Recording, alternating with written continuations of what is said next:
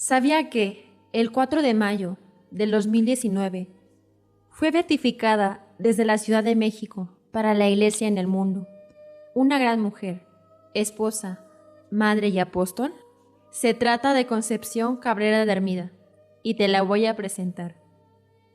María de la Concepción Loreto Antonia Cabrera Arias nació el 8 de diciembre de 1862 en San Luis Potosí, México.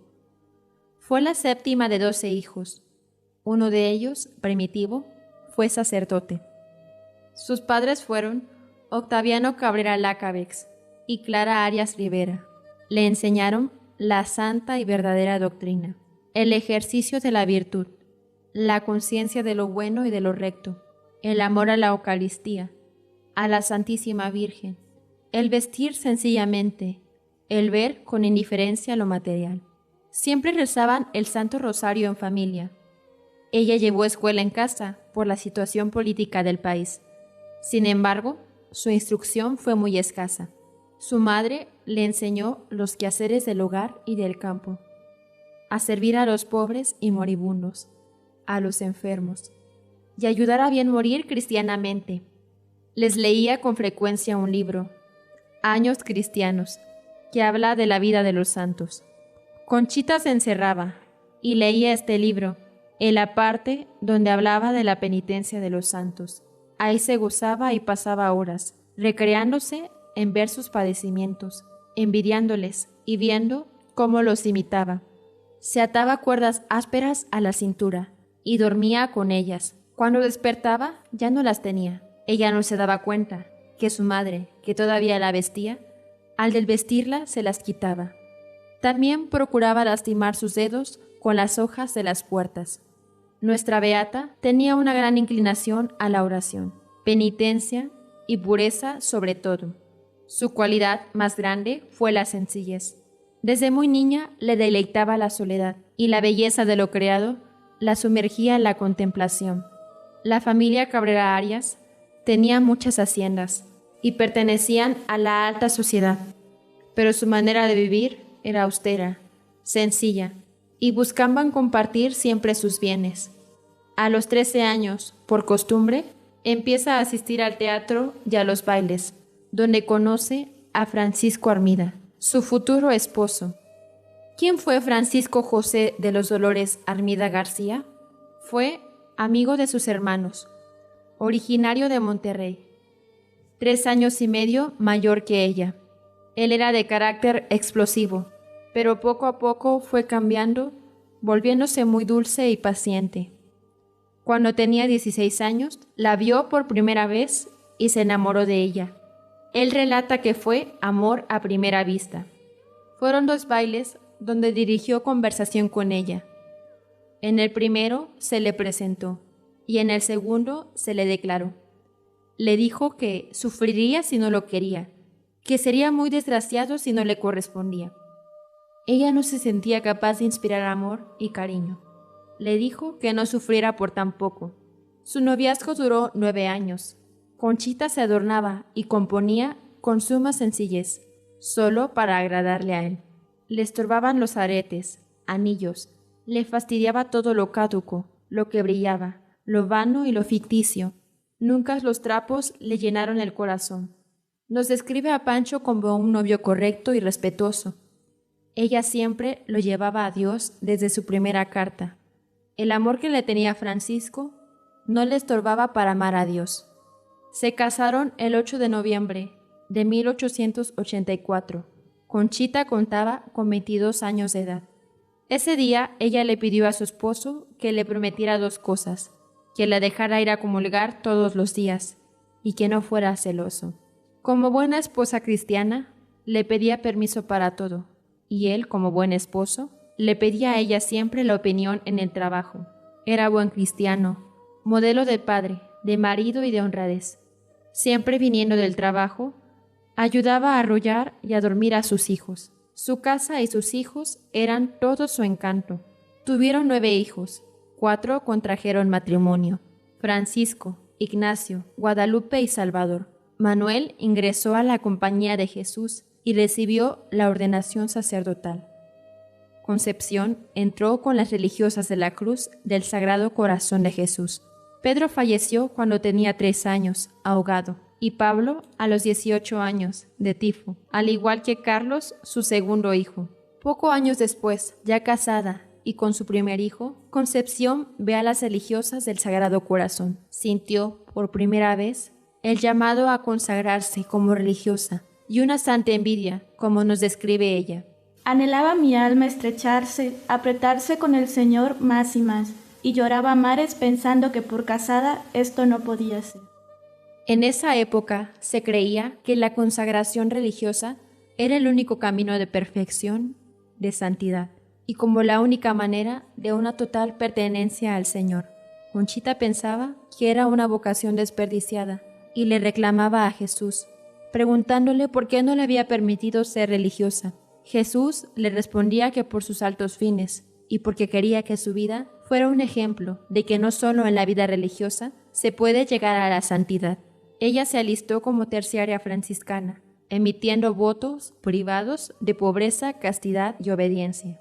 Hizo sus primeros ejercicios espirituales, impartidos por el padre Plancar de la Bastida, de entrada por salida, a los 5 años de casada y con hijos. El menor tenía 6 meses. En estos ejercicios escuchó claro en el fondo de su alma, sin poder dudarlo. Tu misión es salvar almas. Teniendo tantos deseos de pertenecerle a Jesús, acordándose que el ganado se marcaba a fuego en nombre de su dueño, pide permiso a su director espiritual, en ese entonces el padre Mir, para grabarse el monograma JHS. Se lo grabó el día 14 de enero, día del Santo Nombre de Jesús, doblemente, primero con una navaja para callos y luego con un hierro candente, pasándoselo varias veces. Las letras tenían la medida de 6 centímetros a 8 centímetros de alto, por más de 1,5 centímetros de ancho. La letra H tenía una cruz, pero al erigirse la primera cruz del apostolado, esta cruz desapareció, mientras que la cicatriz de las letras permaneció hasta su muerte, 43 años más tarde. En ese momento, repetía con tanta vehemencia: Jesús, Salvador de los hombres, sálvalos, sálvalos. Aquella fue la hora de Dios, sin que ella se diera cuenta, en que comenzaron las obras de la cruz. Parece que el Señor, en ocasión del monograma, abrió las puertas para derramarse en gracias. Sintió que Jesús le decía: Te quiero más mía, lo eres ya, pero aún más quiero que lo seas. Quiero hacer contigo unos desposorios. Quiero darte un nombre y prepararte a grandes gracias. Jesús le da el nombre de Cruz de Jesús, que resume toda su vida, y fue su nombre de religión. Poco tiempo después, tuvo la visión de la cruz del apostolado. El Señor le pide la fundación de 5 obras. Las obras de la cruz. El apostolado de la cruz para todo el pueblo sacerdotal. Las religiosas de la cruz del Sagrado Corazón de Jesús, religiosas de vida contemplativa. La alianza de amor con el Sagrado Corazón de Jesús para seglares. La fraternidad de Cristo sacerdote para obispos y sacerdotes que quieren llevar la espiritualidad de la cruz. Y los misioneros del Espíritu Santo, sacerdotes y hermanos religiosos. El fin de las obras de la cruz es establecer en la tierra el reinado del Espíritu Santo y el reinado del amor por medio del espíritu de sacrificio, por la cruz, símbolo del dolor. Su lema: amor, dolor. Amor es el fin, dolor es el medio. Podríamos resumir en 3 palabras la fisonomía del alma de Conchita: sacerdote, víctima y altar. Sacerdote por el amor, víctima por el dolor y altar por la pureza. Ya casada y con hijos, escribía cartas, su cuenta de conciencia, que era como un diario espiritual. Hacía los quehaceres del hogar, tenía misa diaria, 30 minutos de oración en el día, la fundación, el apostolado, rezaba el Santo Rosario, servía a los pobres, a sus sirvientes, entre muchas otras cosas, sin jamás descuidar sus deberes como esposa y madre. Cuando estaba criando, con el permiso de su esposo, les daba de su leche a los niños pobres que tuvieran hambre. A algunos les daba 2 veces al día, y no les faltaba nunca para sus hijos.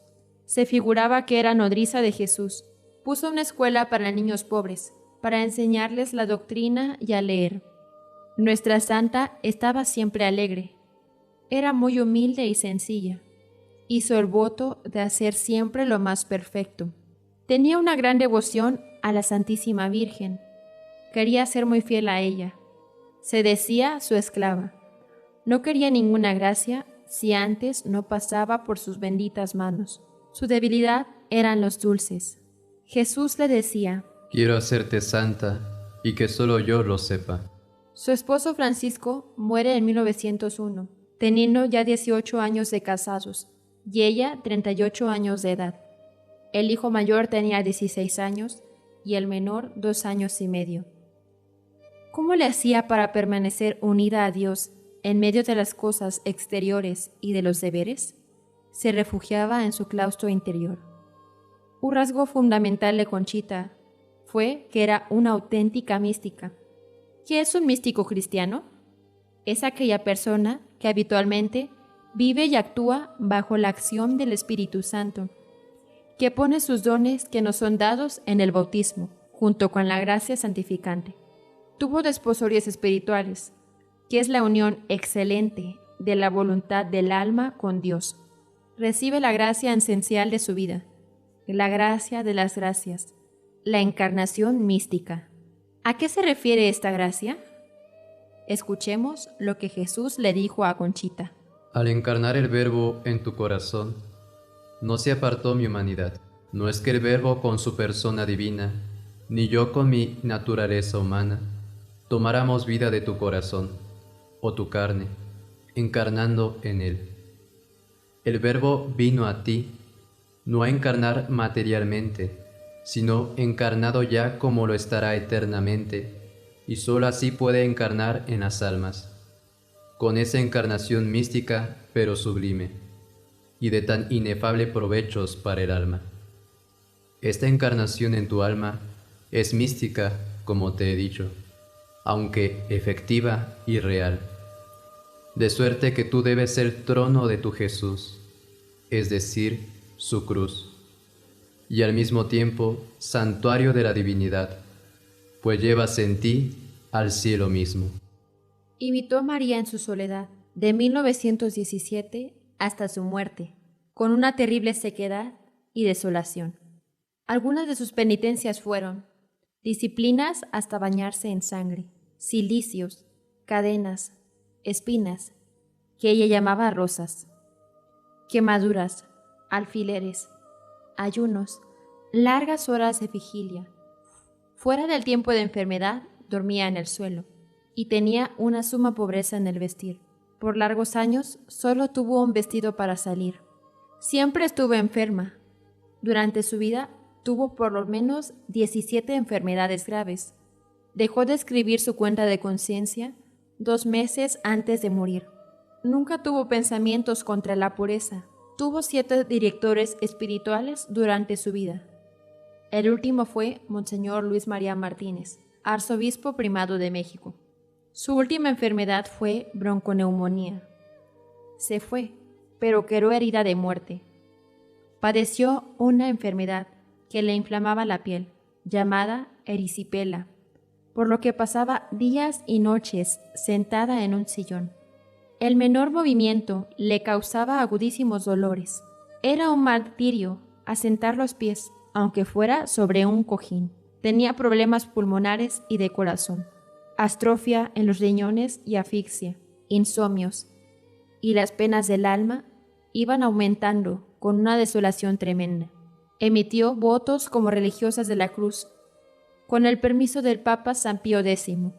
Su semblante tomó los rasgos de Cristo agonizando. No dijo ninguna palabra o queja. Guardó un silencio impresionante. Inclinó la cabeza y sin ninguna demostración expiró el día 3 de marzo de 1937, pasando 20 minutos de la medianoche. Fue enterrada en la cripta de las religiosas de la Cruz del Sagrado Corazón de Jesús, en el Panteón Español de la Ciudad de México. Fue declarada venerable por San Juan Pablo II el 20 de diciembre de 1999. Algunos de sus escritos fueron La cuenta de conciencia, con 66 tomos, Vicios y virtudes, A mis sacerdotes, ante el altar, hora santa, amor activo, etc. En total suman casi 65.000 hojas, 46 obras editadas, traducidas a otros idiomas, y muchos otros que están en la biblioteca privada de las religiosas de la Cruz y los misioneros del Espíritu Santo.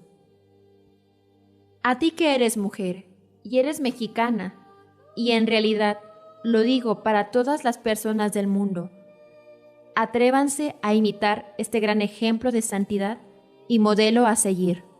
Mira a María y la amarás. Mira a María y la imitarás. Mira a María y la seguirás. En ese mirarle siempre está el secreto de la santidad. Beata Concepción Cabrera de Armida, ruega por nosotros.